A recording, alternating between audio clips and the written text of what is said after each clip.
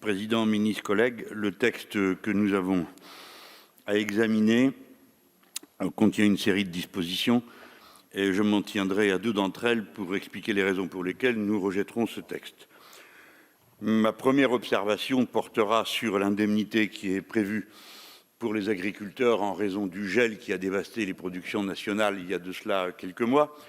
Ce n'est pas tant que je veuille protester contre cette indemnité, mais plutôt souligner la situation singulière de l'agriculture dans ce moment. Il se trouve que, justement, là nous sommes en train de parler et vient d'avoir lieu un vote au Parlement européen sur la nouvelle PAC qui a été adoptée par 452 voix, dont pas une des nôtres, et 178 contre, toutes les nôtres. Cette nouvelle PAC européenne renonce à être en fait une politique agricole commune, elle renationalise les politiques agricoles. Alors, je n'engage pas le débat de savoir si c'est une bonne ou une mauvaise chose sous cet aspect, j'en déduis ce qui doit être déduit de ce type de choix. C'est que l'Europe n'a pas d'ambition agricole. L'Europe a une ambition productiviste. Elle aide des entreprises dites agricoles à produire tout, n'importe quoi, n'importe comment, du moment que ça se vend sur le marché mondial. Et la France restera dans la situation singulière qui est la sienne, qui est que, compte tenu de ce modèle agricole, eh bien, elle n'a pas de souveraineté alimentaire. 50% de ce qu'elle consomme est importé, tandis qu'elle exporte une quantité considérable de maïs pour des poulets chinois et autres produits pour des cochons de l'Inde et des animaux de tous les pays du monde, sauf ce qui nous intéresse ici. Ce serait rien si nous n'étions pas dans un contexte où vient d'avoir lieu une action qui a été signalée contre le suicide des agriculteurs. Ils s'en suicident un par jour et ça fait des mois et des mois que ça dure. Cela suffirait n'importe où ailleurs pour déclencher une situation d'alarme générale. Non, il ne se passe rien. Il se suicide 30% de gens de plus que c'est le cas dans les autres professions. Un agriculteur sur 5 vit en dessous du seuil de pauvreté. Personne n'arrive à croire une chose pareille dans un pays dont la terre est si riche que l'est la terre de France et la possibilité pour elle de produire ce dont elle a besoin. Par conséquent, cette introduction me servira à être un signal d'alerte pour que, enfin, on change de modèle agricole, qu'on se donne pour objectif la souveraineté alimentaire et qu'on réquisitionne toute l'agriculture pour qu'elle produise ce dont ont besoin les Français, c'est-à-dire d'agriculture vivrière capable d'alimenter en produits bio la totalité de ses cantines et la nourriture de ses enfants. Le second point sur lequel je vais intervenir maintenant, c'est celui des différentes indemnités que vous avez prévues pour faire face à l'augmentation, que dis-je, à l'explosion des prix de l'énergie. Naturellement, ce n'est qu'un début. Nous allons voir dans toutes sortes de domaines, dorénavant, l'inflation est là. Alors, il y a maintenant une génération entière, 25 ans, que personne n'était habitué à traiter du problème de l'inflation, c'est-à-dire de l'augmentation continue des prix. L'inflation a aussi des fois des vertus, mais elle n'en a que quand on la contrôle. Quand on ne la contrôle plus, elle n'en a aucune. L'expérience des années 60 montre que ça peut ne pas être désastreux. L'expérience des années 70 montre que ça peut être handicapant.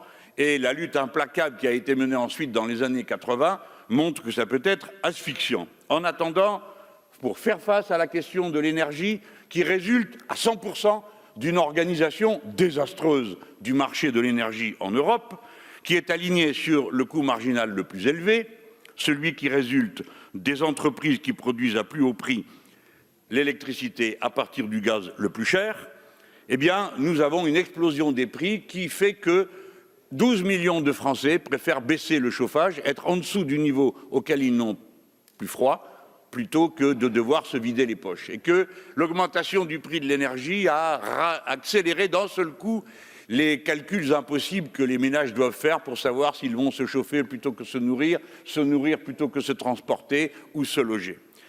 L'augmentation du prix de l'énergie a donc touché au vif le nerf de l'organisation collective et de la vie commune des Français. Et quelle est notre réponse, ou plus exactement, quelle est la vôtre? Au prix du gaz qui a augmenté de 57% depuis le début de l'année. Je voudrais rappeler d'abord que la privatisation du marché du gaz était censée voir les prix baisser. C'est tout le contraire qui s'est produit. Mais quelle est la solution qui est apportée? Alors vous dites, nous donnons 100 € de chèque énergie à 3,5 millions de ménages, excusez-moi. et une indemnité inflation de 100 € pour 38 millions de Français. Alors les chiffres sont extrêmement décoratifs, la réalité elle est beaucoup moins. 100 €, ce n'est quasiment rien compte tenu de l'augmentation du prix, mais surtout, c'est 3,8 milliards d'indemnités.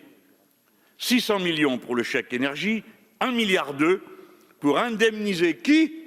Les fournisseurs. Cela a été voté dans la loi de finances. Total, 5,6 milliards d'euros ont été pris et seront pris dans le trésor public pour permettre au trésor privé de continuer à s'accumuler, tandis que le trésor privé, lui, celui des très grandes entreprises fournisseurs, n'a pas été touché d'un seul euro. On n'a pas eu la mauvaise manière de leur demander quoi que ce soit. Or, si l'on avait pris 10% des profits des entreprises qui fournissent, je dis bien 10% seulement, il y avait de quoi tirer 500 € par abonné au gaz, c'est-à-dire leur rembourser la totalité de la dépense supplémentaire qu'ils ont dû faire pendant l'année depuis 2017, puisque ça augmente tous les ans. Le trésor privé est là et c'était à lui de payer. Et c'est à cela que vous avez renoncé, tout le contraire. Tout le contraire. Alors même qu'au troisième trimestre, Total a multiplié ses bénéfices, par 23. Il semble que quand on multiplie par 23, il doit quand même bien avoir quelque chose qui puisse être pris pour le commun des mortels et la satisfaction de la qualité de la vie quotidienne. La solution est là. Il faut bloquer les prix. Qu'on ne me dise pas que cela n'est pas possible. Il ne faut surtout pas reporter les hausses à après la présidentielle. Il faut bloquer les prix de l'énergie, du carburant, de l'alimentation. Mais je reste sur le chauffage et sur l'énergie. Peut-on bloquer les prix? Oui. Article 410.2 du Code du commerce. Ce blocage est autorisé quand il y a une situation de crise, j'ouvre les guillemets avant de situation de crise, des circonstances exceptionnelles, une calamité publique ou une situation anormale du marché dans un secteur déterminé. C'est très exactement la situation que nous rencontrons. Par conséquent, nous sommes fondés à proposer légalement, légitimement, le blocage des prix.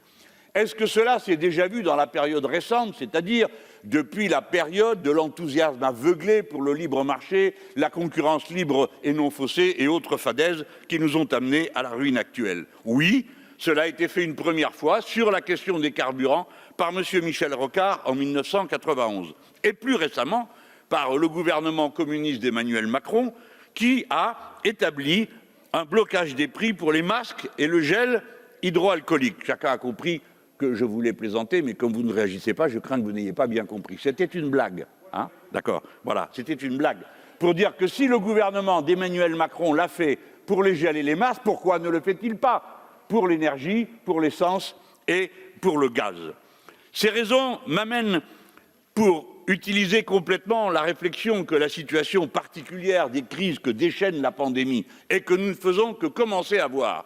Car l'interruption des chaînes de production qui ont été volontairement, massivement globalisées au titre de la mondialisation qui paraît-il de n'être que bienfait et baisse des prix pour tout le monde, fait que dorénavant, ces chaînes se sont interrompues et que surgissent des explosions de prix dans des secteurs tout à fait décisifs comme la construction et autres.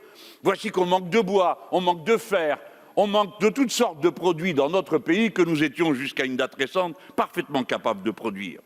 Alors il faut s'interroger sur ce qui doit être dans et hors le marché. L'énergie doit être mise hors marché.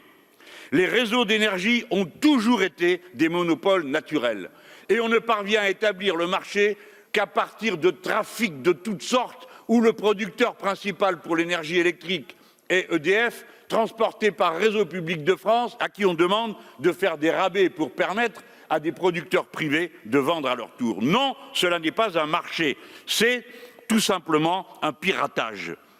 Il sera toujours plus efficace d'avoir un réseau d'électricité que deux. Il faut revenir au monopole d'État. Nous proposons un pôle public de l'énergie. Il faut abolir totalement les coupures d'électricité. Il y en a 600 000 par an. Il faut rendre gratuits les premiers kilowattheures et mètres cubes d'eau. Il faut rendre possible, en toutes circonstances, que l'on soit pauvre ou pas, la dignité de l'existence. Merci pour votre attention.